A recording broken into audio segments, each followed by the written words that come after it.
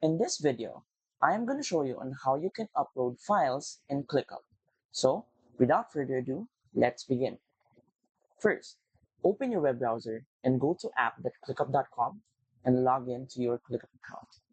Once you're inside your main dashboard, go to the top right on your profile and from the drop-down menu, click on Settings. From here, you should see tons of settings right here on the left panel, but you're going to go to Imports and Exports.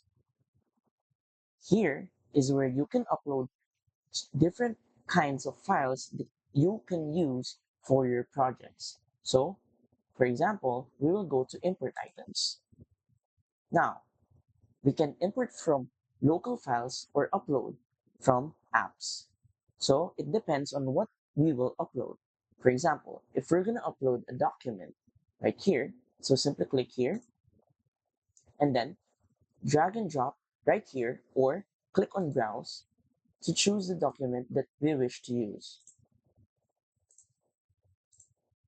Open, wait for a few seconds, and as easy as that, you now have uploaded the file that you want to use for your project. And that's it.